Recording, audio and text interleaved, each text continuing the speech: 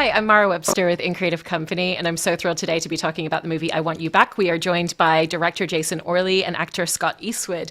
And Jason, I wanted to start by talking about the visual language for the film because, one of the great things about making a rom-com is you have that ability to lean into some of the elements of the genre in the way that you're telling the story, the way that you're using the camera to frame the story.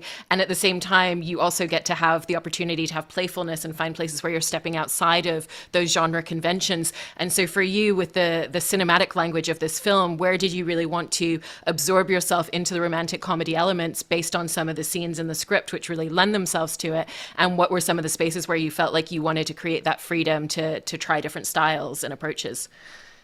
It's interesting. I think for me personally, and this is just kind of the style, like what I enjoy as far as like with the camera and with the stylistic choices of making a movie, my kind of mantra is that I'm shooting a drama, like shoot a drama and then perform a comedy. That's what I tell my DP. Like, don't find the quirky place to put the camera. Don't shoot it like it's real, like as real and honest and authentic as possible. And then I think that helps sell the comedy. And one, when you have a premise like this, that's kind of elevated and pushed, it's kind of like this kind of fun, farcical conceit, if you will. Like, you buy that more if you believe the world is real. I think that like a movie that I like that is like as out there as that I reference all the time is Mrs. Doubtfire, where it's like they shot that like it was Kramer versus Kramer, and that's why you buy this guy like Robin Williams in like dressed like that. Like, so that for me is like as broad a comedy as you can get, and yet it is the most emotionally. So that's like was my North Star, was like, how do they do that? How do they take a premise that's so pushed? Oh, they shot it. They made it feel so real and so honest. So in talking to my DP, my costume designer, like that's never where the comedy came from in this movie. Was the costumes, was the camera work, was that was all going to come from just great actors who were real, who were like embodying real people, who were just funny people. It's like, this movie is like supposed to be like your funniest friends going through breakups and going through relationships. And that was kind of my goal here, was to create something that felt like, oh, these feel like my friends, or I wish they were my friends, and not like these kind of like ridiculous over the top people. And Charlie has so funny. And I think that, and not a knock on this, but it was important for me to separate him from his horrible bosses persona, and so, and that movie does like the kind of like a great example of like a decision I made was in the basket scene with Scott and Charlie, which is one of my favorite scenes in the movie, which was, I never wanted to put the camera in the basket with Charlie and have him like, oh no, like have that horrible bosses shot, where he's like looking through the whole, like it's all, I did that shot where Charlie gets in the basket and then Scott walks in the room and it's all in one take. It's like, that's how we'll make this feel like could be real. Like this is like trying to do these broader moments in an authentic as way as possible. So that's my camera spiel, which was, we're never like putting the camera in a quirky place. It was always just trying to like be out of the way. You're kind of forgetting it's there. Mm-hmm. No, I really love that. And Scott, I wanted to start by talking about the first scene that you have in the movie, because we obviously come straight in the middle of a breakup scene for you playing against Jenny Slate. And, what becomes very clear that you have very little time to establish is the rapport, the dynamic between these two characters, the fact that the breakup isn't coming from some explosive event. It's not a malicious breakup. It's two people that still care for each other, but one of them just is in a different place now and looking for something different. And so what were some of the challenges that came with shooting that first scene and having to establish and set up so many of those elements in such a short space of time? Sure. I think that, at least what I was aware of is that scene, if you don't have compassion and you don't sell that scene correctly, you could come across as an asshole. And that would be the worst thing for the character, because the movie doesn't serve that. It's not trying to set up certain characters that we're trying to root for, and certain characters we're not. We're examining all the characters in a really smart way, a totally three-dimensional way. And if you felt like, for instance, my character was an asshole breaking up with Jenny, you would feel like, why is she trying to get back with this guy? And then you wouldn't. Some of the rest of the stuff in the film that happens later on between the two of them wouldn't make sense and you wouldn't buy. And so that, I think just making sure that scene had a lot of layers to it, and that you could really feel an emotional distress going on, underneath, and it being hard. Breakups are tough. I think breakups are tough on both parties, and there's a lot of nuance in breakups, and it's not just how we see sometimes in the movies where there's a bad person and a good person. It's not black and white. There's a lot of gray area. You can love somebody and know it's not right, but want the best for them and want to see them succeed too, and just it be not the right thing. So I just think that just paying attention to that was important in that first scene. I want to jump in and just say that to that question, and I've said this before, Scott had what I believe is the hardest job in this movie, because you meet his character and he's dumping Jenny Slate, which is like a very hard thing to do and remain and have the audience still root for your love and your own love story and your own happiness.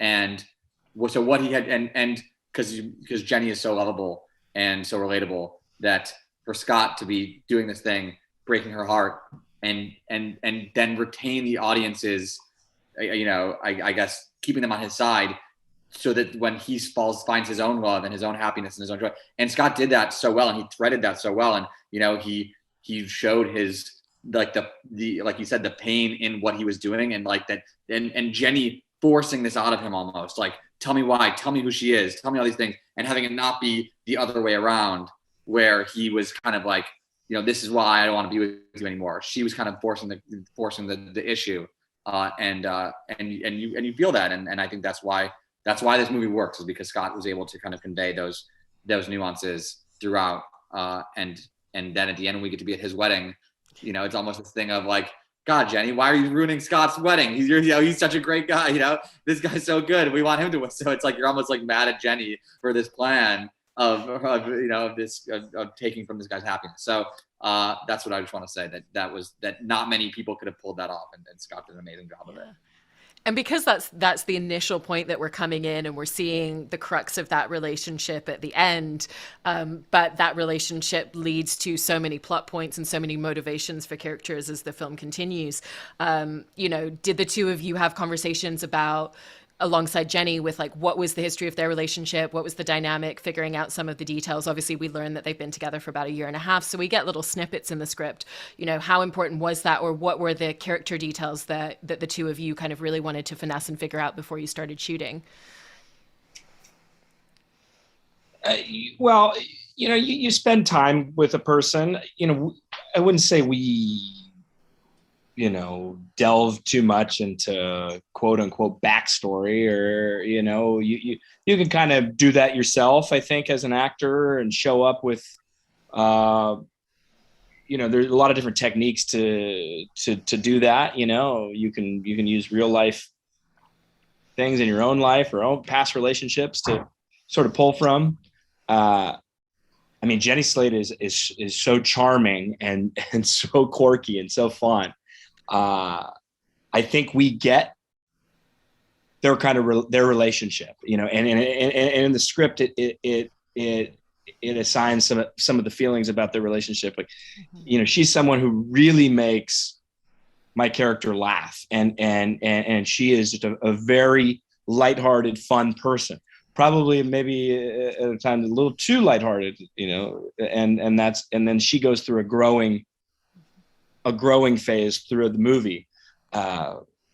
But I don't know, we didn't do too much of that examining, Well, this is what I would say. I would say we had an ensemble of six fantastic actors who all had completely different methods in how they got to, and there were some that wanted that backstory. And I think with Scott, honestly, the conversations I had with Scott were all about honesty and authenticity and what he was saying in the moment. It was, all of our conversations were looking at the scenes on the page, not really talking about how we got there, but just talking about Noah, the character that Scott was playing. Would he say that? Would this feel authentic to him, to the way that he was playing the character?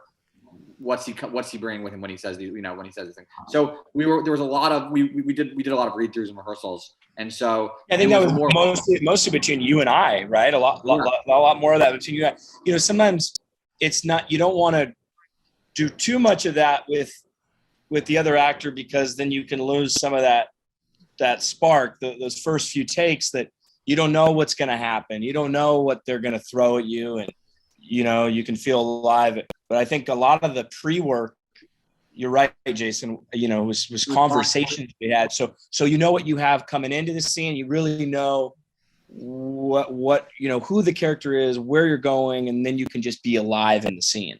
Yeah, that's how I would say it was really line-based discussions. Why would I be saying this? Where am I coming from? Maybe I could say it in a different way that would feel more true to me. And that was something that we did a lot, Scott and I. Yeah.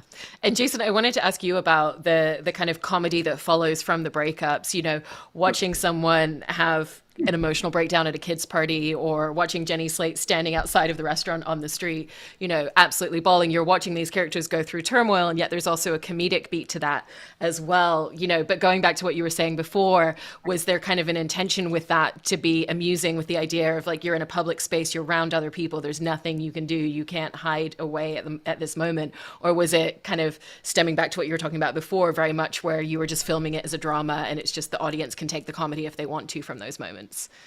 Yeah, I'll say this. This was the conversation, and I don't take credit for much because Isaac and Elizabeth's script was so amazing, but that was one of the conversations that we had early on. Was, I think, in a draft that I had read, Charlie and Gina, Peter and Anne's breakup happened, and they're alone in their apartment, and I thought it, just to kind of juxtapose the brunch, that might be fun to put that at a birthday party to show the family stuff and to show Peter's like love of family and wanting to be part of her family. So that was something, and that was important to me.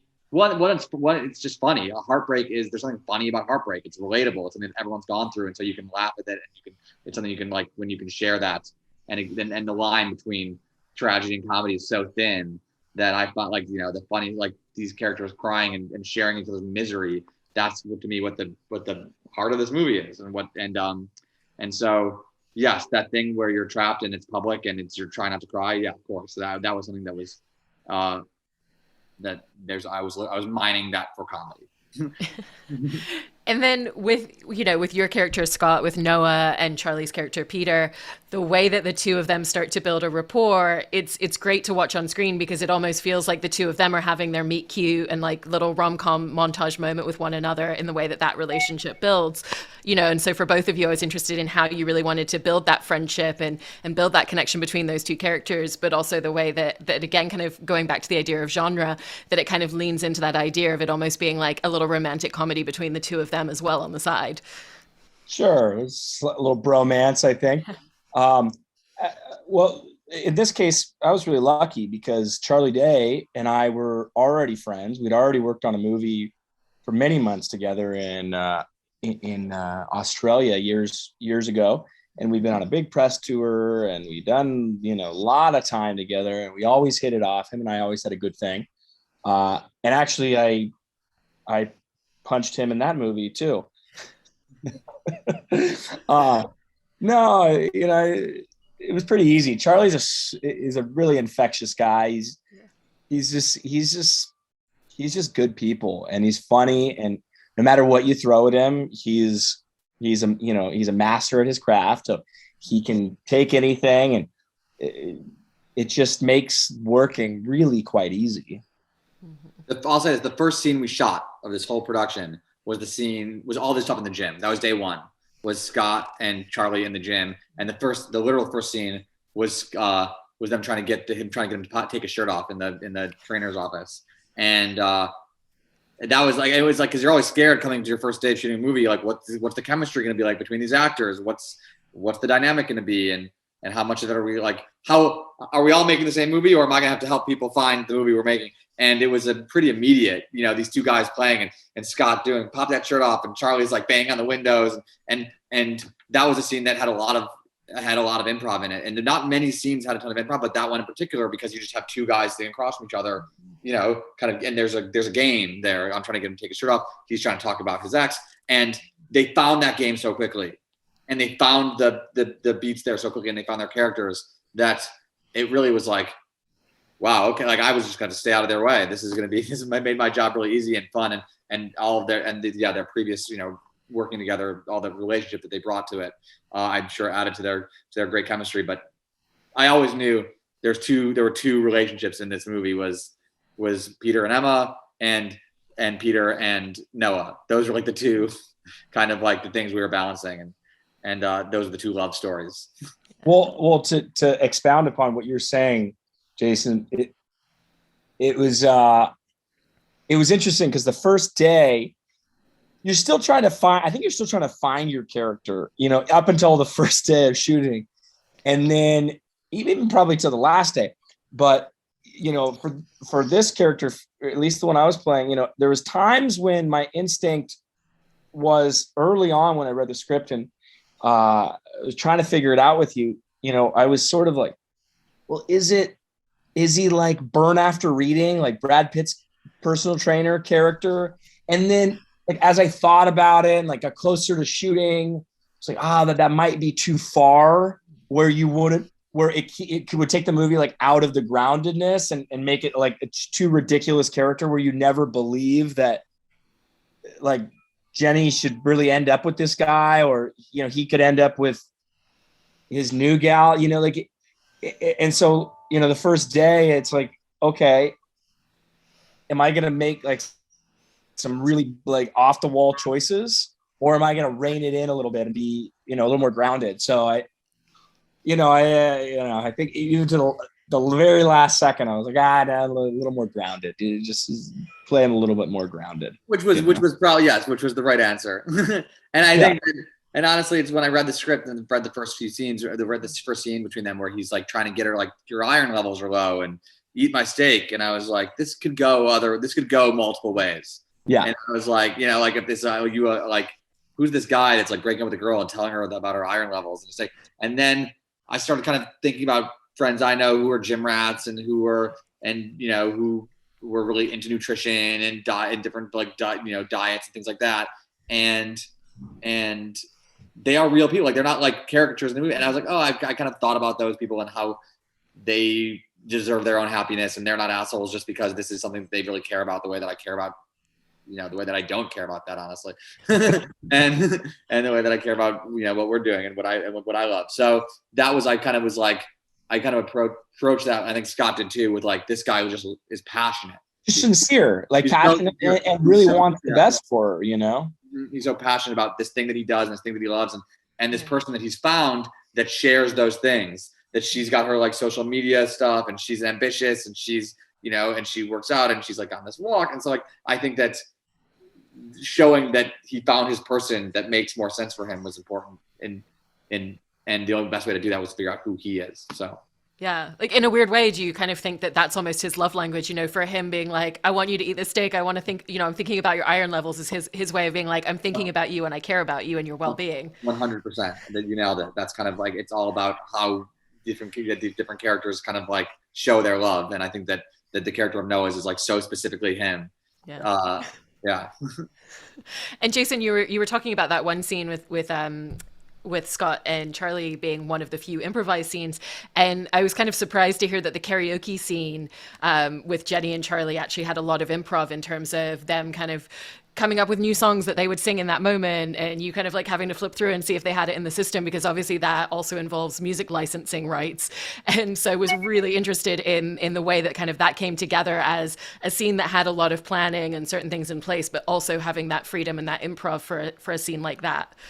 Yeah, I mean, like, I can tell you that like there were moments where I dictated, Charlie's like, try this song, and I'd say, Charlie, we can't afford the song. He's like, just try it. When it's great, then we'll ask Amazon to pay for it. And he's like, just try the song. Let me see what and then he did When a Man Loves a Woman, and he was eating the chicken wing, and it's like 30 seconds of that, and it's an expensive song, but like, it was such an undeniable laugh in the movie when he just brings the chicken wing to his face when he's singing that song, that I was like, oh God, what are you gonna cut that? You can't cut that. So, but a lot of that song, that we had like 4 songs, and it was really my goal as a director. Like, obviously, it's like you can let the cameras go and just say, be hilarious. My goal was to make sure we were like, okay, remember, you're trying to like sing to not cry, you're singing to keep from crying. You're singing to keep from like, and so like making sure that all of that heartbreak, which there was still there, as it wasn't immediately like we're in the stairwell, we're crying, we're so sad, to like, we're having the best time. So like, I think that my job was there, like, just to like, okay, talk about being single, talk about breakups, and all that stuff about getting on dating apps and dying alone came out of that, was like, and that's all their improv. That's all just Charlie and Jenny just being like joke geniuses, right?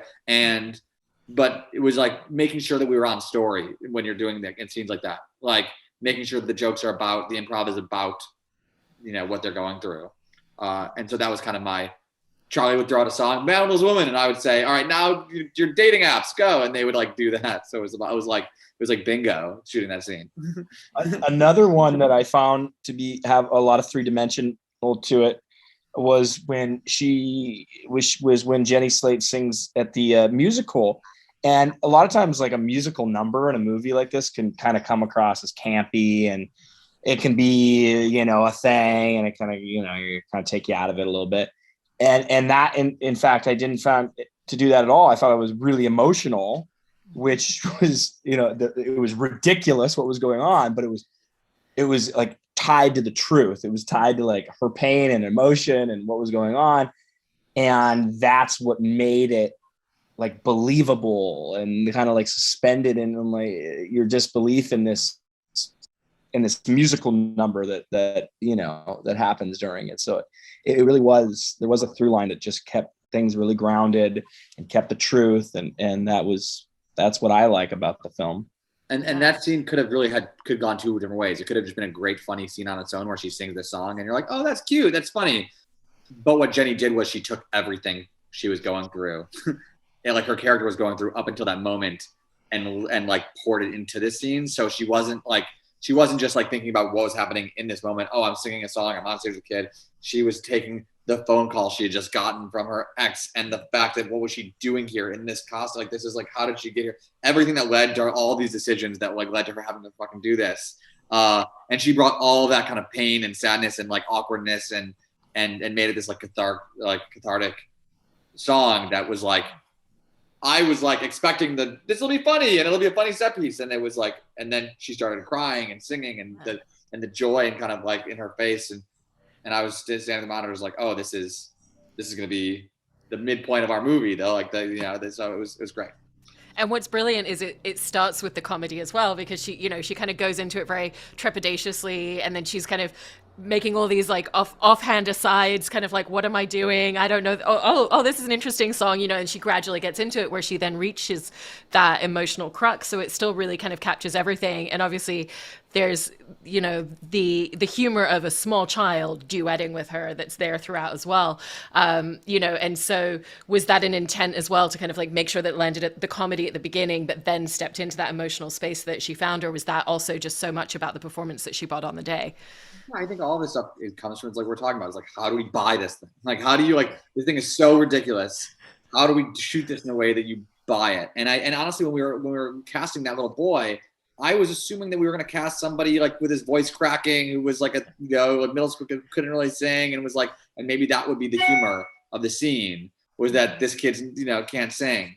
And then this young kid whose name is actually also Manny, like our other actor, Manny Cinta, he just had this beautiful voice and it was so sweet. And you like felt he was like cared so much. And that it gave me all these other emotions that I wasn't expecting. And I was like, oh, the scene is that. It's like, so for me, it was like, this could just be a silly joke, or it could be this life affirming thing. And so, yeah, so it was that journey of, this is awkward. What am I doing? Oh my God, this is a nightmare. Oh, this kid's interesting. Oh, he's beautiful. Oh, he's got a beautiful voice. Oh, I'll sing. And he's smiling at me and he's getting me into it. And then, oh, I needed this more than anything in the world. And, then she's crying at the end. So yes, it was that every scene needed to have that kind of like, needed to have some kind of journey. So it didn't just feel like a funny joke that went on too long.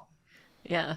And Scott, one of the scenes that I wanted to ask you about as well was for later in the movie, the proposal scene that you have, because, it's a very endearing scene for your character because we're watching him kind of knowing exactly what he wants in that moment. And yet also the nervousness that comes with proposing to someone, no matter how certain you are, from her response, it's clear that they haven't had these conversations. He doesn't know if she's going to say yes or not in that moment. And it also kind of felt like the words that he's saying, there's a little bit of spontaneity even for him. And so how did you find the emotional crux of what you wanted that scene to be for him? Yeah, I think, you kind of hit the head on the nail there. There's, I've never proposed to somebody, but I can only imagine how nervous you would be no matter who you are. It's a big moment. You're pouring your heart out on your sleeve a little bit there. And wanted that to feel really grounded and not like a rehearsed thing that just came across as, saying all the right things and, hitting all the beats. And I found that there would be a lot more truth in it if you really let the nervousness and let the butterflies and let that, kind of honesty just kind of spill out. And so that was important for me to sort of have that feel like that. And I think you talked about it earlier in the interview with Jason. It was a really fine balance. That scene ended up becoming a very dramatic scene. You would forget that there's this guy in a basket, and you forget that there's like this suspension of disbelief, and then all of a sudden it creaks open. And you remember that you're in the comedy and you smile and you laugh. And it's that combination of keeping it really grounded and hopefully you invoke emotion out of your audience where they could almost be, feeling like a little tingles of emotion. And then you're happy, you have this big, happy, elated laugh because you forget that you're, in a comedy as well. And that's the balance thing that I think Jason, had his vision and executed on, and that's the movie we all, kept trying to make. And Scott, you did that line. Am I screwing this up? During the proposal was a Scott line. The script, the scene was written like kind of we talked about where like is all the perfect things, And don't get me wrong, Isaac Afterburn, Elizabeth Berger, if they can do any like they are like writing emotional speeches. Watch any episode of This Is Us. That is like, no one can do that better than they can. And I think what Scott brought to their beautiful speech was that nervousness. And that line, and the one line that I think was on the script that Scott threw in there was that, oh my God, am I screwing this up? I'm so like, I don't know what I'm doing, which really which really kind of like made you feel for Noah in that moment. So I'll just say, I wanted to, give you your credit there. Yeah. And lastly, Jason, I wanted to ask you about, the art of subtlety and keeping everything grounded throughout the film. So it's all about a very realistic human connection between all these characters at different points. And, without even spoiling details towards the end, the kind of main romantic crux at the end is a very subtle moment. It's not about this huge gesture, even when Scott punches Charlie, it's one punch and then they just walk away and they're going off and dealing with it in the world. It's not some giant brawl in the middle of the wedding on a boat. Nobody falls off the boat in the end. And there's a lot of moments where you could have made the bigger choices, but by having that restraint, it has more emotional connect throughout the film. And so what are some of the ways in which you really wanted to capture that? Yeah, I mean, just to talk about the end of the movie, and we can talk about it, I guess. I think, I think that the truth is that it was important to me. The thing that I really liked about the script and about this movie was that it was about friendship.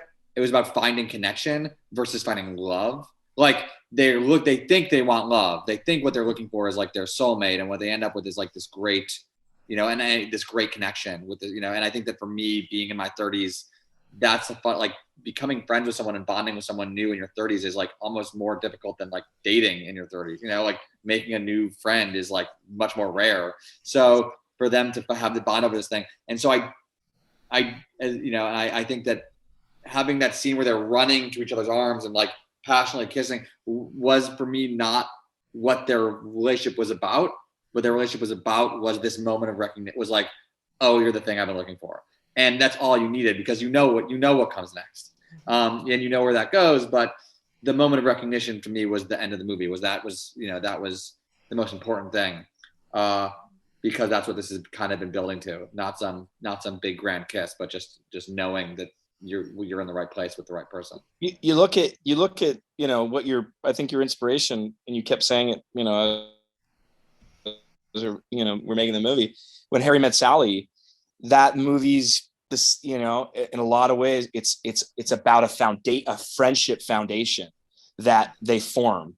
And those, I truly believe in life, a long-lasting relationship has a bedrock of a real friendship underneath it. And the passion can fly by night, and it can burn out, and what's left is that bedrock. And if you don't have that, it's really hard to grow with somebody, I think, long term. And I think that's what's so beautiful about this film, is that it's about finding that in not what, through life, you find these like friendships, and they can develop into love. And that's like a really beautiful thing. And it's really subtle. I also knew I wasn't going to be able to beat the final kiss of When Harry Met Sally, so I shouldn't even try. That's true. No, I mean, I completely agree with everything that Scott was just saying. And I think that's why the movie plays so well, and really, really enjoyed the film. Thank you so much to both of you for taking the time to talk about it. It was a pleasure. Of course.